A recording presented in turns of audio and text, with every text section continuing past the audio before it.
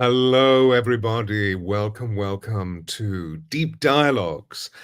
I'm very excited to have a wonderful gentleman with me this evening. But before I introduce him, I just wanted to draw your attention to the nature of this platform.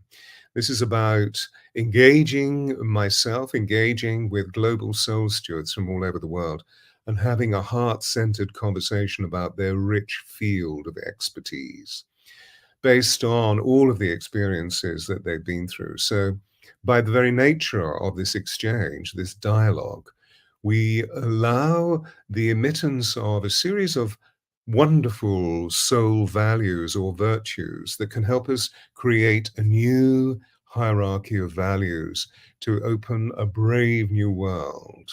So let me introduce you to Dr. John BEAULIeu, who is absolutely fascinating. Here we have, maybe some of you are familiar with him. So John, welcome to you. I'd love to read your bio to everybody. And for all of you tuning in, namaste, namaste, namaste. It's wonderful that you're here. So, Dr. John BEAULIeu is a PhD, a composer, a musician, a psychologist, and a naturopathic physician whose work focuses on the development of tuning forks as musical instruments, tuned to precise mathematical formulas to affect consciousness and bring about a healing response via mindful listening.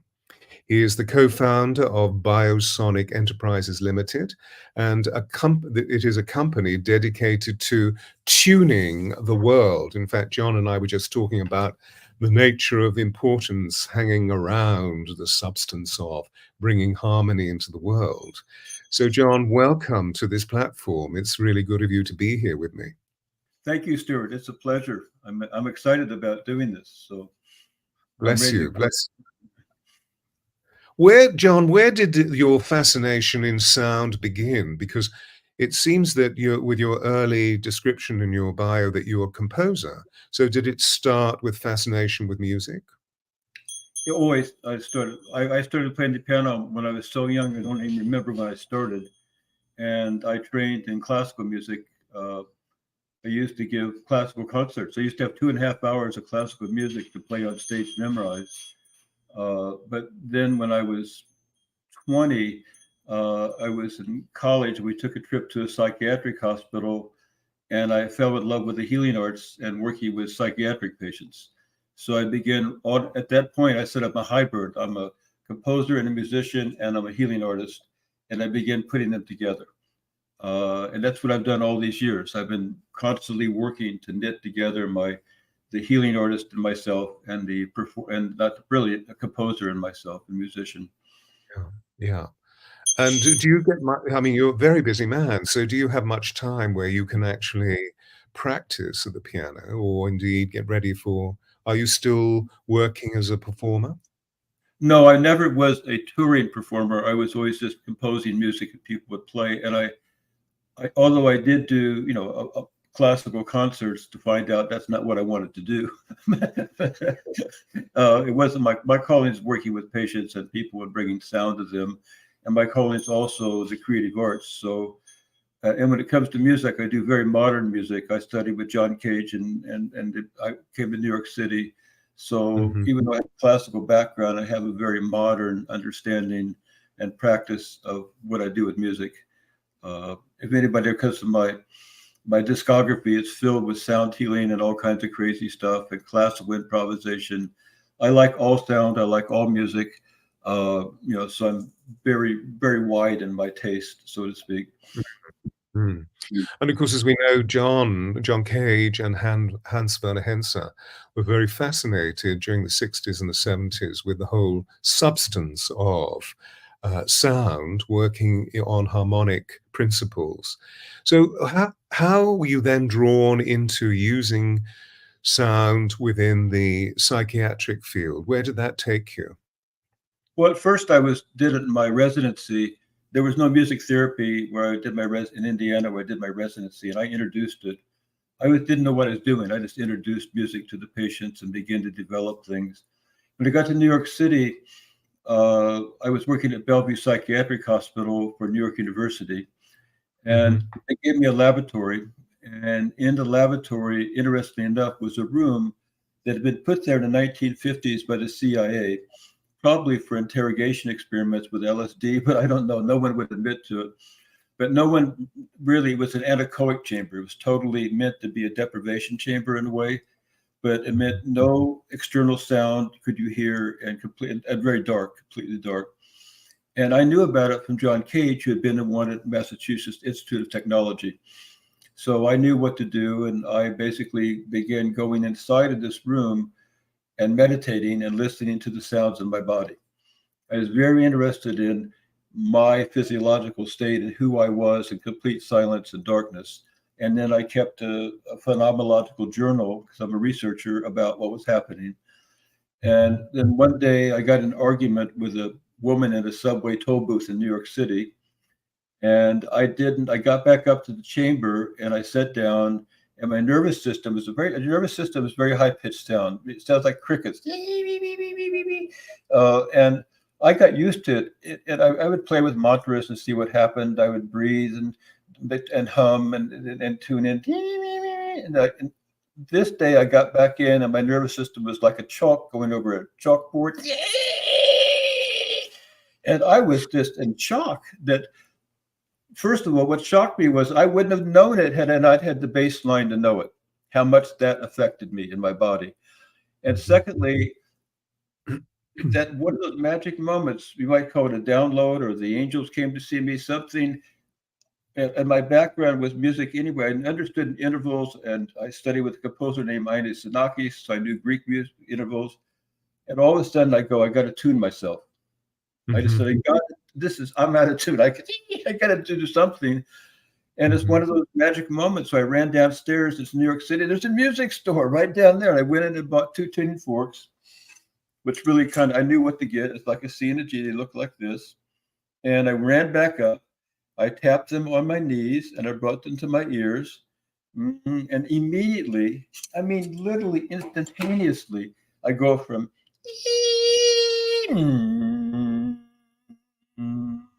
like that. That's my body doing that automatically. And what I didn't expect was that my shoulders must have been like this. And I felt everything in my body, like a wave, came over and just pushed me into this beautiful state. And I must have said, because you're in total silence and darkness, you don't know how long you're sitting there. But that was over 50 years ago, over 50 years ago now.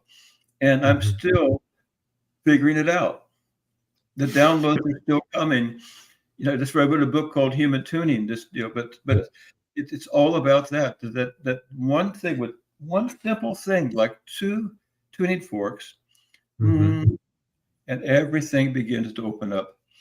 So that became my interest, really beyond just music therapy, but now bringing in beyond genre of music and just into pure sound. So when I wrote my first book, I didn't call it Music and Healing. I called it Music and Sound in the Healing Arts. And so could you take us deeper into the significance of the 2 pitches, the 2 tuning forks of C and G? There was a harmonic frequency set up by both sounds that brought you into that lower frequency. Could you perhaps speak about that? Well, C and G, maybe I could play them a second over the microphone so people can hear them. This would be a C, right? This would be a G. Oops, wrong one. That didn't sound right. There we go. Sorry, my ear caught. There's the G. Yeah. But and here's the C and G together. Oops, still doesn't sound right. I'm sorry, there we go.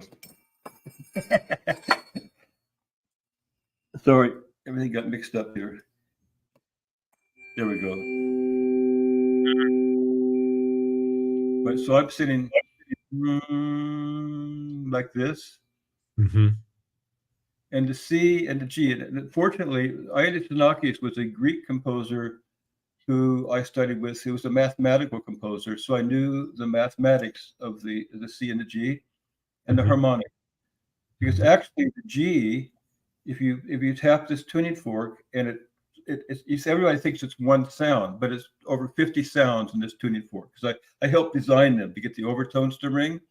But the first major overtone is the G. And it's said that in India, the C and the G were the sacred dance of Shiva and Shakti. In China, the C and the G are the perfect balance of yin and yang of the Tao.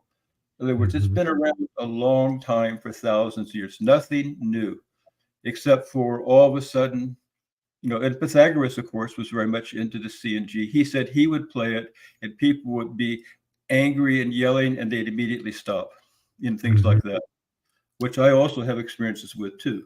So I knew I wanted these two tuning forks. These are archetypes in the Jungian terminology, and I could just sit, and I knew the math, I knew everything. I could just, all of a sudden, it was all gone. There was only the sound, and then there was nothing. And I was just in this floating nothing state, not a yoga. Beautiful. Thank you so much. And you spoke about the state that was induced within your whole biochemistry, your whole physiology. How would you describe that state? Well, at first, all I could say was that, I felt unified. I didn't have the biochemistry at that time, but I certainly had my behavioral psychology, and I could document my nervous system sounds and so on.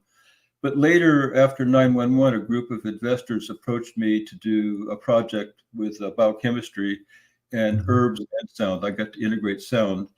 And then we found out that when you go into the state, listening, that it creates, spikes a molecule in your body called nitric oxide. It's one nitrogen, one oxygen atom that are bound together that makes a gas. And it turns out that this gas is rhythmic. We also showed in our lab that it's rhythmic. It rises and falls in your body, if you're healthy, every 6 minutes. And then it detoxes. It's antibacterial, antiviral, anti-tumor. And it basically helps with endothelial tissue in your heart. So all of a sudden, we had a physiological parameter for that deep, deep state that I experienced internally and psychologically. So we began to then integrate the two together. And I found probably the best way to integrate them was probably the chakra system itself, if you understand it sonically, not mystically.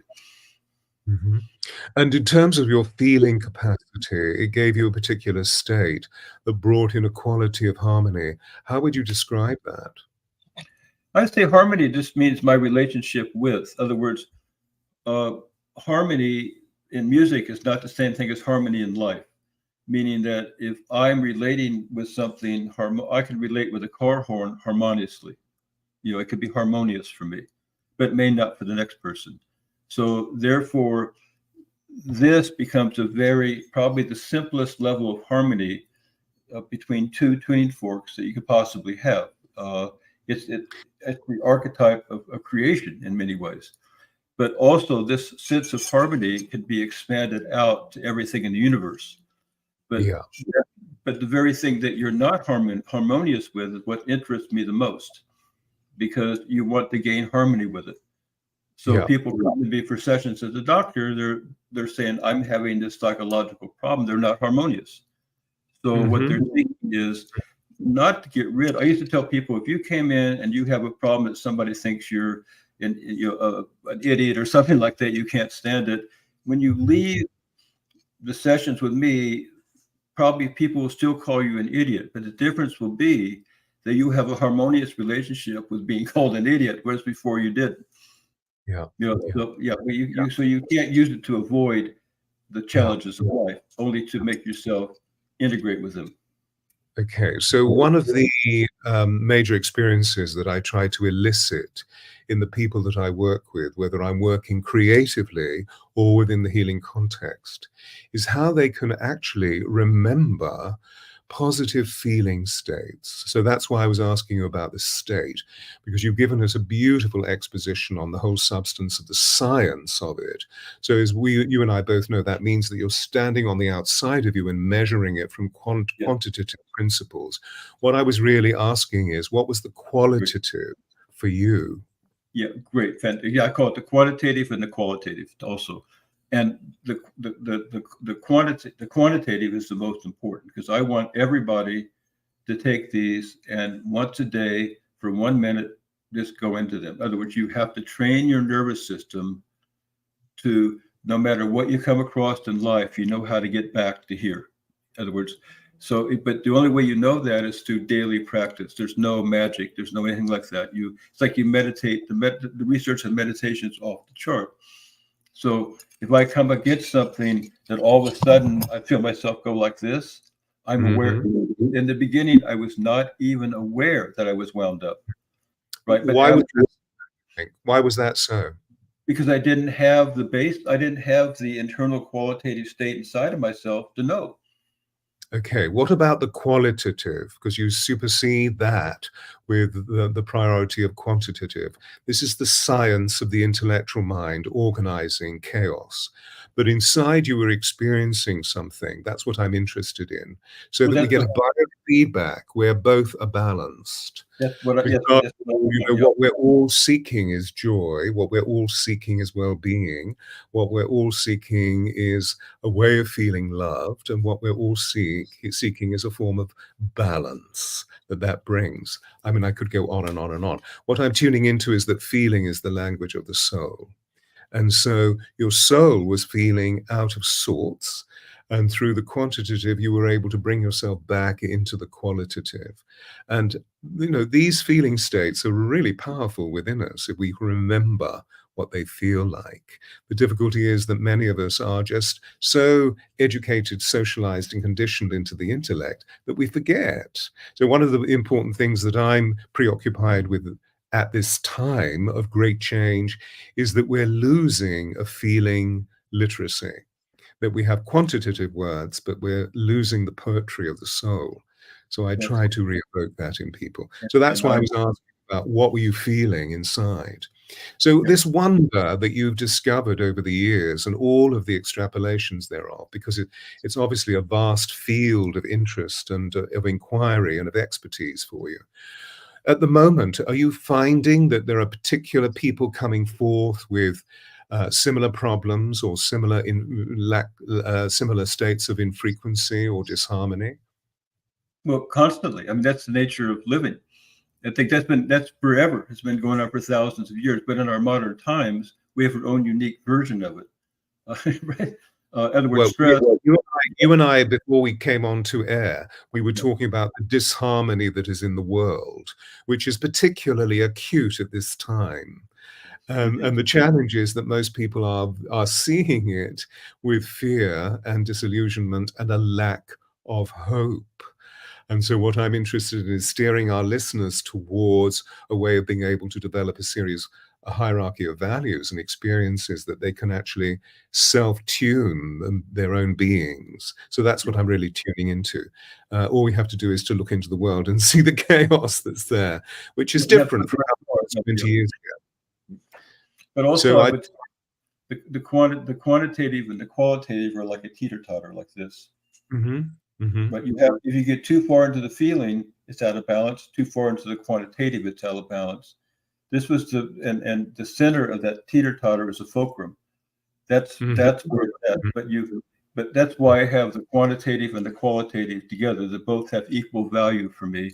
But I can't just go up and say, let me feel the sound. I want to know how. I'm a doctor. I got to know how it's going to affect somebody. I want to apply it. And I want to keep it out of the realm. If you go too far in the feeling and you start associating sound, you become very cultish, right? You can have, I had this experience. Somebody says, well, you only had that experience because of me, and you got to follow me. I put mine into scientific terms and make it, if you could have this experience, here's how you had it. What you make of it is yours, not somebody else's. So I'm very careful about both sides of the teeter-totter. They're both we can criticize the quantitative forever because medicine's gotten certainly way too far into the quantitative when you see your doctor these days. But also remember, they can go the other way. You go into New Age philosophy and things like that, and you get too far into feeling. That's where we get conspiracy theories and people seeing all kinds of beliefs and stuff without balancing it out with the other side. Yeah, I hear you. But I I think it's rather dangerous to say that if we go too far into the qualitative, automatically we begin to create cult phenomenon. It can happen as well through the quantitative, as we saw during the COVID epidemic, where suddenly there was an entire pandemic of conspiracy theory, which of course you and I know was actually merely a product of people feeling very fearful and Yeah. intellectualizing their fear, which also became cult with QAnon. What's interesting as a phenomenon is that QAnon seems to have disappeared. It was in the main They focus of always our conversation. they always reappear from the call to diagnosis on. They always reappear. But But you each but you get the perspective that I'm sharing, that it no longer is a major priority, whereas through COVID it was a major priority. Anyway, let's moving on. I was fascinated also by the C and the G in terms of your experience of music and the particularly Western classical music, and the way that C and G opens up a particular node, which is absolutely crucial. And I think you related this to the Jungian form of this is an archetype. Could you Yes. perhaps explore that further? Archetype in terms of what particular experience or reality? Well, an archetype in a way means it's universal. It appears in many different forms, and the CNG is we might say it's the archetype of yin and yang. It's something that it's the archetype of, to me, it's the archetype of pure harmony. And if you can ingrain this, it'll come in many thousands of different forms. But if you know the source of the archetype itself, you will see it manifesting in different ways. And that's how I look at the Jungian view of it. And so, but you can also, well, that's it. I think that's what I want people to have, is the pure form of it, without anybody telling them, I gave it to you, that you find it in yourself and you're responsible for it. Yeah. And in Western classical music, the C and the G, do they have any particular form that is appreciated, for example, in the training of a classical pianist or someone who is playing another instrument? I think so. Does it open up a particular? It's been used. It's a perfect fifth in classical music, and it's been used throughout Gregorian chant to start with. Yeah. It's been used. Yeah. It's in basically the fundamentals intervals of raga in India. It's been used for. It's like I say, it's the basis of tuning the whole musical scale in the old systems. You go C and G, G and D, D and A. You keep tuning in fifths. People still tune their guitars this way. So it's like I say, it's the universal. It's one of the expressions of it. You'll find in rock and roll music everywhere. Da da da da, and Moon River and all these songs. No matter what, you're going to find this sacred interval appearing in many forms. Yeah, beautiful. Thank you. That's what I was actually searching for, because after all, as they are both archetypes, we know the archetypes are keys into our consciousness. So by being aware on that level, the way that you've just described it, it produces a fundamental, which is really crucial for us at this time, as we see that so many of our values are creating a lot of chaos. And that in times of Renaissance, we always hold on to the verities, the archetypes in life, because they produce a buoyancy to allow us to move through whatever the change needs to be, which is often traumatic, to find that point of harmony where we feel well within our beings, and perhaps then can communicate it to our fellow brothers and sisters. I like this way. I like what you're saying. It's beautiful, by the way. I should be interviewing you. It's so nice. Well, I'm a classicist in my background, which means that I've actually, for many, many years, training actors. The field of specialism was Shakespeare and his contemporaries. And of course, as we know, and I was one of the pioneers that brought together a unique establishment called Shakespeare's Globe Theatre, which was the reconstruction of the theatre that would have been on the south bank of the Thames in 1597 through to 1623. So, of course, as soon as you start playing with sensitive human beings, namely actors, in this sacred geometric chamber with the words of Shakespeare, My job, my job was actually to help everybody center their sound so that they could actually hold a mirror up to nature and be real, and not producing a series of words that were automatically disorientating people, but literally to sound as though they were contemporized today. And so you begin to hear harmonics and realize that the score, so to speak, the script, is full of extraordinary words that bring about certain harmonics that produce Right. either the tangible state of the frequencies that you were talking about, where there is excitement that moves towards imbalance, or indeed that there are sounds that produce balance and harmony and ease and love and succor and compassion and empathy and so forth. And of course, your world is so interesting in the sense of the way that I met a gentleman many years ago whose name I can't remember, but he wrote a book called The Mozart Effect. He was part of the Amadeus String Quartet, who played essentially Mozart's music. And one of the things that he discovered through his musicianship was the quantitative aspects of the way that certain notes were balanced through Mozart's music, which is quite busy, as you and I know, and full of conversations, that these have direct effect on the spinal column and the way that tissue is formed within the spinal column. So it brings about a great deal of healing. I feel we're talking about the same field of action, just in a different way. I So, think so.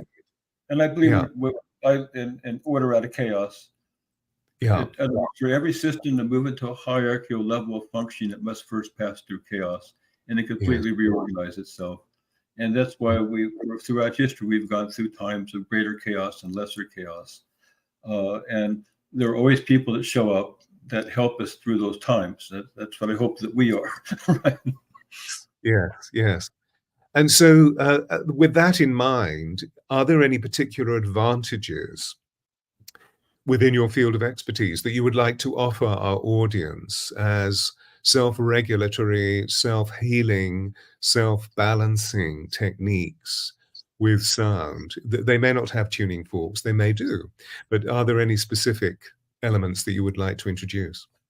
Well, I introduced the tuning forks themselves, but also meditation.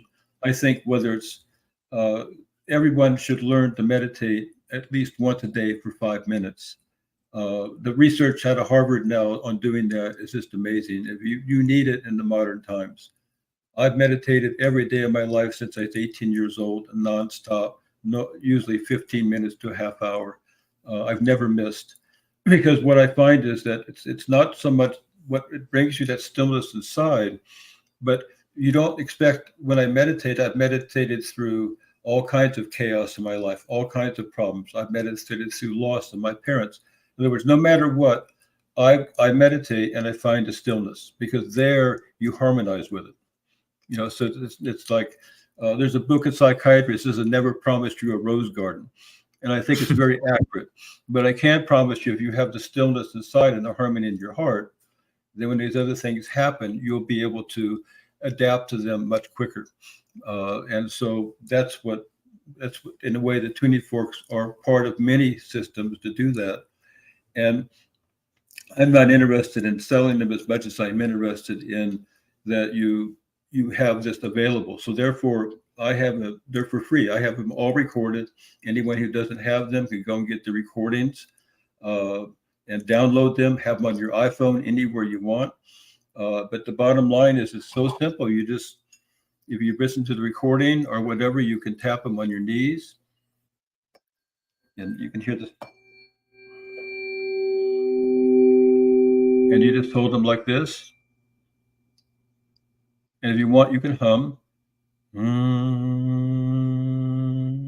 And I just say, do in the morning and at night with a good thought, right? And after a while, it begins to build. It's like watering the plant inside of yourself. But and what really makes it work is you have to have, especially in modern times, something you can do consistently, right? So people, I'm going to meditate for a half hour. I'm at 5 hours straight. That'll do it. No, it's every day, no matter what. You need to do it. There's no excuse. And when you have something like this, a recording, it's that simple. And it's not about, and the research shows that minute and a half is plenty, right? That's what I bring to the world. That, and you can also tap them together, and then I tell people to move their bodies like qigong, because what happens, same thing. I learned my shoulders were like this, so when you start tapping and dancing inside of the sound, afterwards you just are released. And I found that out actually working in a dream laboratory. When you watch people sleep, you think they're going to be nice, but usually at 3 or 4 in the morning, they start jumping, twisting. And the moment I had people move their body in the sound before they went to sleep, and they go to sleep, the movements were cut 50 to 60% at night. In other words, they started unwinding it the day before they went to sleep. And all it takes is a minute and a half. And I think if you could sit by yourself and do a form of meditation you like, you don't need the tuning forks. They can tune your own. But the main thing is the meditation. And the main thing is if you're in a hurry or you just boom, you do this and this, consistently, it's always going to keep watering that system inside of yourself. And that's what I'm after. I want people to know I never promised you a rose garden, but I could certainly promise you a way to find out how to deal with the flowers and the little sticks that you may get in the rose garden. I love the way that you speak about watering this internal garden. Sorry. Hello? I think we have a dog. That was interesting. Why did he come along here? Is it okay if I run and put him over real quick? Absolutely. Please do. Do whatever you need to do. We'll just hang on. Ladies and gentlemen, if you have any questions, I'm sort of hooked into what John is talking about so that I can provide you with expansions or other information that may be useful for you that perhaps you don't necessarily deduce by what he's saying. So if you have any questions for John, please don't forget to write them into the chat box. And if you can just keep them really short, and if you can spell, that would help. So I don't need to actually use my left brain to work too hard at deducing what's going on. I love the fact that you were talking about watering this internal garden.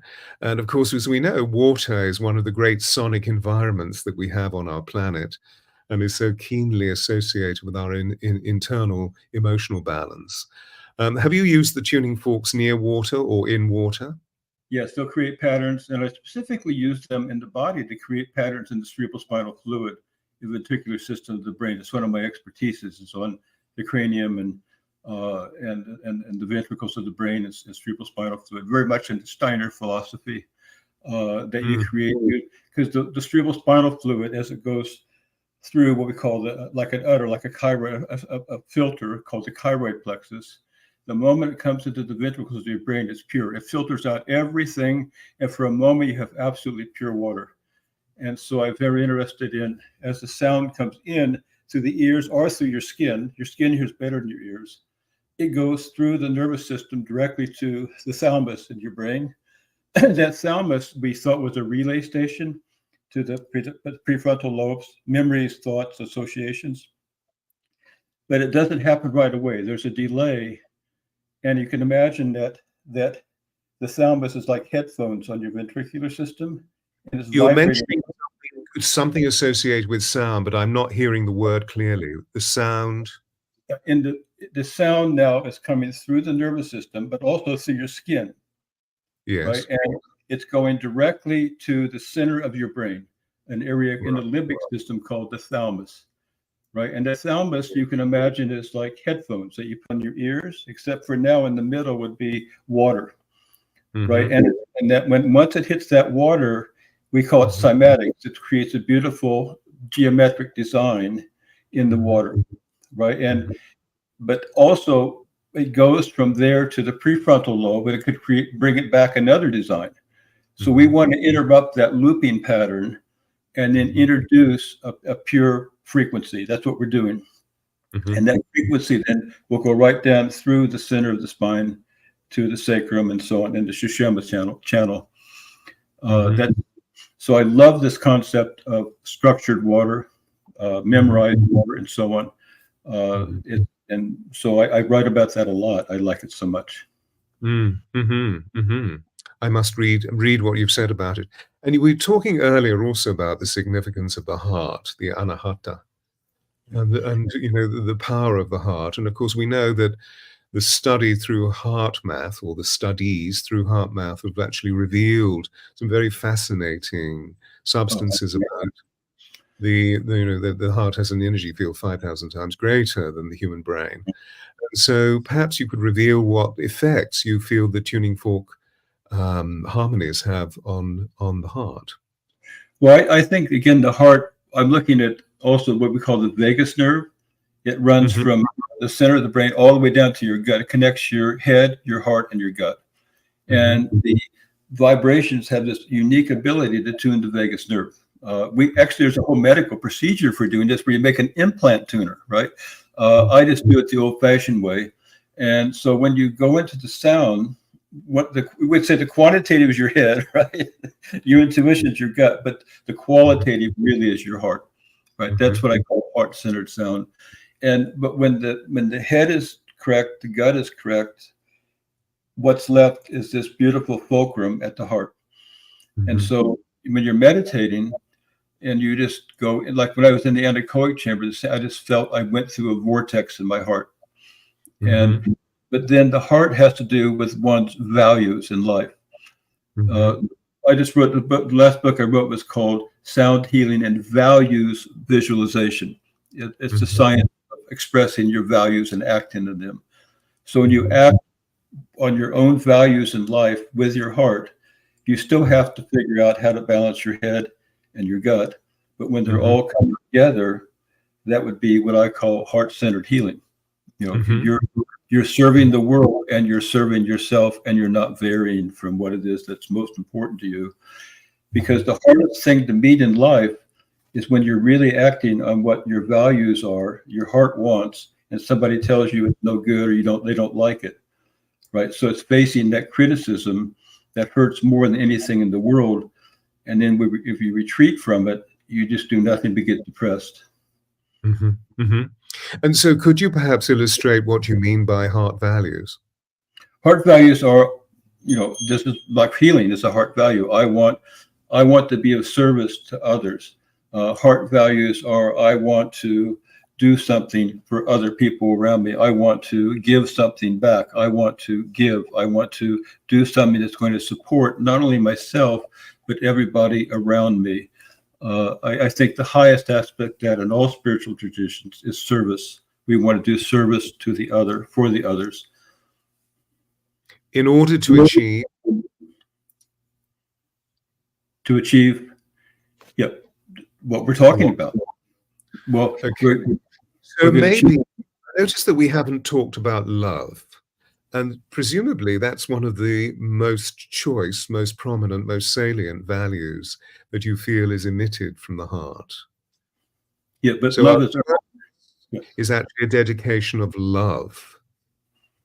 yes. Well, love is something that I would say it's earned through acting on your values. It's earned. Yes, What about it being the prime motivator for all force? but that's it. If you act on your values, that's what gets you in touch with the prime motivator for all. It isn't really something that one earns. It is actually a But wonderful you have to if act. one You if can't one get it for free. act with love. But what we're talking about is a resonant field, aren't we? So if we act with love, there is the receiving of love.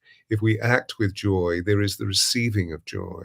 The prime focus in really serving the extraordinary divinity of the universe is to stimulate love within our hearts, to allow that love to pervade. Surely, isn't that really what the statement from a metaphoric point of view is concerned with when we say that the heart has an energy field 5,000 times greater Yeah, than the yeah. Actually, brain? I don't have any disagreement with it. I just get involved, and I have people come to me that you just can't say that. You have to work to find it and make understandings in your life and meet challenges and know how to do it. And that's, Okay. so it's one thing to say it and say, yes, it's true. Another thing to clinically apply it. Right. So, Well, I'm talking about the experience. I'm not talking about a clinical definition of it. I'm talking about the experience of love. yeah, The but word, people, they don't have that. word anahata earlier on, and you used a very interesting definition. So you translated from the Sanskrit into English. What was that definition? It means the soundless, the unstruck sound, the The soundless unstruck. sound. Isn't that interesting? Yeah. When I published my first book, The Alchemy of Voice, which was way back at the beginning of this century, I was working with an extraordinary Indian Swami, Swami Vishwananda, and I was so proud. I'm a profound dyslexic, so I was really proud about the fact that I'd published this book. So I took him the gift of the book and Right. gave it to him, and he looked at my face, and he looked at the book, and then he looked at my face, and he placed the book between his hands and said, okay, and gave it back to me. And so I said, oh, but Swamiji, I wanted you to have the book. And he said, but I just read it. So I cheekily said, okay, so what's the book about? And he said, well, it's about the anahata. Yeah. And I said, oh, really? And he said, do you know what that means? And that's when I said, in the face of the divine, I know nothing. I had a sense of the translation, but I needed to know from him. And he said, it means the unstruck note, Stewart. So what you're doing is you're striking the note in everybody's hearts, Yes, that's preparing correct. that tonal value of really feeling what love is as a prime motivating force in all of us. So that's really what I'm referring to. It's And one of the, I agree with that 100%. That's what I'm doing. I think it's what you're doing. And we all have to meet people that guide them in how to do that. yeah. Bless you. Thank you for that. And so then from the tuning forks, you also reach into other sound instruments, I believe. I mean, the tuning forks obviously are your major focus. And thank you very much for your contribution to our lives by bringing us many years ago to the wonderful effect and healing processes that are evoked through tuning forks. But there are other instruments that you use. I see you have a few crystal bowls there. I have crystal bowls. I have found instruments. I actually get you my found instruments. I look for sounds everywhere.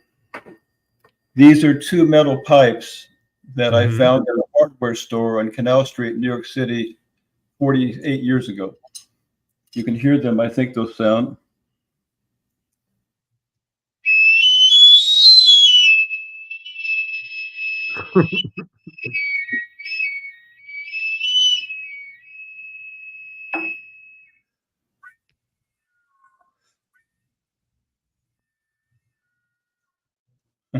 Wow. 25 cents each. I have Steinway piano. Of course, I have a Steinway piano. I have two of them. Crystal bowls, tuning forks, metal bowls, anything that makes sound, I'm in love with. That was the word love. But I know how to, but some of the things I like might be noise to some people, but to me, I like them. Noise to some people. I'm so glad that you are surrounded by sound and music. Stephanie, one of our regular listeners into Deep Dialogues and other platforms that I'm engaged in, is asking an interesting question. Have you ever used tuning forks at sacred places? And if so, what sort of effect have you noticed, particularly those that are earth nodes, earth energy centers, and that maybe have temples and churches built upon them? Yes, well, I've used tuning forks all over the world. In Europe, since everybody's in Europe, perhaps there, I've used them in the churches. In Idestein, Switzerland, with the Black Madonna, that's where Paracelsus did his work, and the Seven Lions. And I tapped the tuning forks in there with the Black Madonna. I've done tuning fork concerts, piano concerts, and a lot of the churches that are very, very old. and I've done them in temples in India and so on. And what you notice is this, again, the depth of the stillness before you even start doing, and how it actually guides everything. It's almost you're being guided when you're tapping the forks or you're actually playing a note on the piano. It's almost you have to enter with utter reverence, and then there's no time. I like to say in vibration, there's no time, and all of a sudden the energy, the beings that are there reveal themselves to you if you respect them correctly. And the tuning forks, there's something about that C and G, for example, or the C and the A and the F, like a Gregorian chant within the old European churches, that it's almost in the anechoic chamber. Something happens and you just, boom, you're having dialogues that would not go over well with my quantitative scientist friends. But I don't care anymore. It's the truth. That's what happens, right? And the end result, of course, is that we feel good. We feel in harmony. We feel a sense of delight moving through us. We feel a safety. We feel a security. All of these wonderful measures that are quintessential for us humans. I love the fact that you speak of stillness. You've mentioned it in two contexts. Firstly, the power of meditation and how it brings you into an entrainment of stillness. And also now you talk of the stillness that's evoked after using harmonies within a sacred space. Could you perhaps explore the meaning of stillness and the power of it for us? Well, in the healing arts, we call it still point. And we say at still point, everything can change. As sailors know it, when the wind stops and it starts, you have to adjust to the wind. So the still point is just a place that all of a sudden, I like to think COVID was a still point in some ways. And and all of a sudden the whole world comes out of it and we have new possibilities. So in order to make a real change in your life, you need to have neutral. Like in a car, neutral would be a still point. And in order to shift gears, we've lost track of this in automatic transmissions, but it used to be you have to push a clutch down in order to shift the gear, otherwise it would grind. So I think still point's so important, because if people want to make a true change in their life, they have to have, that's what meditation does. It brings the stillness in order for you to shift gears when you need to. In other words, now you know how to get back to it versus running out and getting lost and all the activity. So, and I think the car is probably the better example. If you want to go somewhere that's valuable to you, you need stillness. Yeah, and in Europe we still have gear shifts, which is not that common in the United States, which is my second home. I know it pretty well. And stillness takes us into a meeting of no sound, which possibly is the in terms of the way that we live our consciousness at this time, with all of the perceptual references that we have, that it takes us into an extraordinary inchoate space that is very primal. And yet, isn't it interesting that through our socialization process, through our educational process, that we've been led into doing. We're still invoked. And yet, as you and I know, that it's that wonderful point of centered stillness where the two hemispheres harmonize, we move into hemisync. And as we've discovered through some of the great minds of the 20th and the 21st century, that's where their brain waves come from. Right. Meaning that's where the great ideas, that wonderful story of Einstein discovering the law of relativity, lying on a beach in Hawaii and moving into hemisync, and suddenly thinking, I wonder if I had the ability to send this light particle off into the further regions of the universe, where would it go? And suddenly in that moment, we had the whole theory of relativity in that space. And then he plays his violin and goes, So, in the way that we're sort of playing with the notion of the quantitative and the qualitative, it seems that the stillness is that point where both marry and become one. And we move into all oneness that eternality holds in its infinite creative unfolding. It also seems to be a starting point for us, so that really through what you're suggesting to us, that if we're not meditating once a day, at least, we're not preparing our neurology for an entire new way of being. And therefore, no wonder our thoughts are going to be chaotic. and we move into all sorts of ideologies rather, where we give our power away to the ideologues, which is what has happened in simplicity through the woke culture of the last 20 years that has now led many of our young ones into real grave difficulties.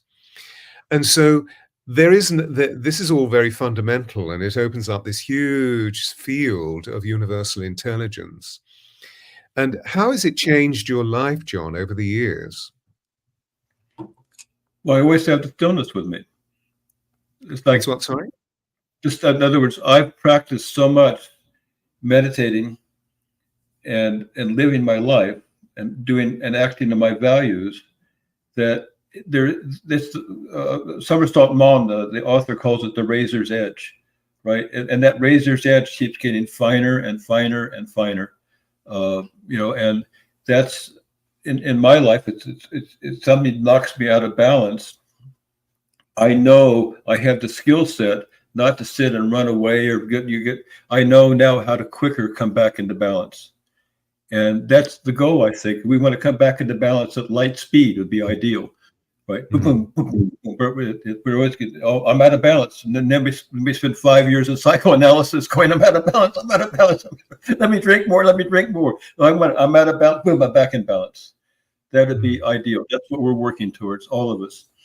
And that's why I think all the gurus too I ever met would say the same thing. They all had to have a drop of ignorance to be in this world.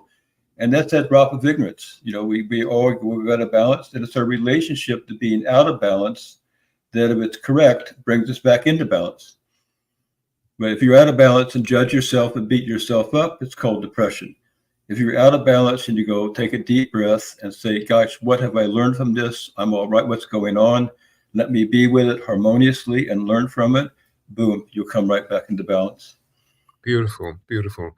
So it's a centeredness that we're talking about, where we balance physically, emotionally, mentally, and spiritually. And as a result, we become integrated, and therefore we resonate integrity. Yeah. And also, but I want to say, it's the humbleness to respect yourself when you're out of balance. Not judge yourself, not beat yourself up or beat somebody else up. It's the humbleness to say being out of balance is part of life, part of growing, and part of learning. And therefore, obstacles are God's design to make man or woman with a spine. I want to take this. If I keep going out of balance, it's poison, but if I be with it, it could become an elixir, the Holy Grail. It is the Holy Grail. Yeah. Well, at the moment, in our rational mind, it is. But it seems to me that something very extraordinary is happening within the consciousness of Homo sapiens. And maybe what we're actually getting towards is an understanding where duality does not need to exist, where there is this secret still point that leads us into the creative inner folds of what universal intelligence is all about. And so we don't need to cascade between the two poles or up and down like a yo-yo. Blake said, what did he say? He said, joy and woe are woven fine, a clothing for the soul divine. When this ye rightly know, safely through the world ye go. Except at this time, we're becoming more emotionally intelligent, where we're beginning to realize that we don't need to move to woe to experience joy in its fullness. And we don't need to move to joy to experience woe. So reaching a point of balance. And this is really a huge chronological projection into future space, but it's a wonderful possibility to actually work for. Amazing. And the benefits that you've discovered in your own inner life have been rich beyond all compare, yes? Yes. It's like the philosopher's stone in alchemy. That's what we're talking about. And this cerebral spinal fluid is the meat of the Holy Grail. And when they're aligned, then everything can be turned into gold. Right. Could you just, for those people who maybe are unfamiliar with the philosopher's stone, could you perhaps just give a little definition of what you mean by that? It's an alchemical term that means basically the ability to transform lead to gold. When you have the philosopher's stone, you can take the troubles in your life. It's not so much real lead, it's the stuff of your life, the darkness of your life, and you can transform it into light. And I like to say that we probably have trillions of years of darkness. So therefore, if we transform it faster and faster, we just become light beings. And that becomes the darkness of our life becomes our fuel. And all the darkness around us, if we can be with it correctly, it just becomes, again, an opportunity to create more fuel for light. But I don't think the darkness is just going to go away. I think it's our ability to learn how to relate with it correctly. And again, Absolutely. That's what the stillness gives that ability. It's only through stillness that we have that ability. Yeah. But that's fundamental to traveling through this world, just like it's fundamental in the car to shift gears. Yeah, yeah.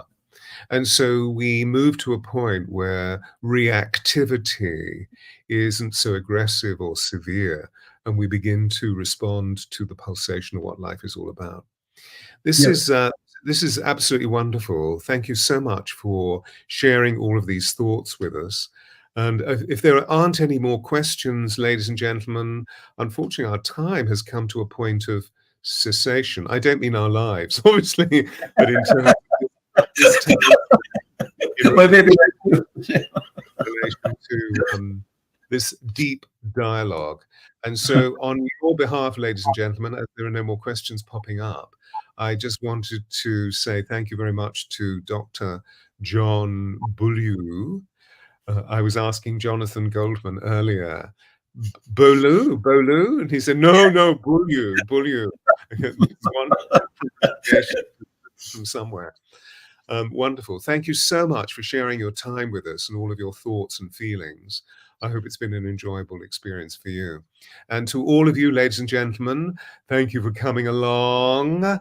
Please don't forget that there are 3 more gentlemen that are going to be coming on to a Monday, either during the day or in the evening or through a recording, to finish this extraordinary season of male global soul stewards.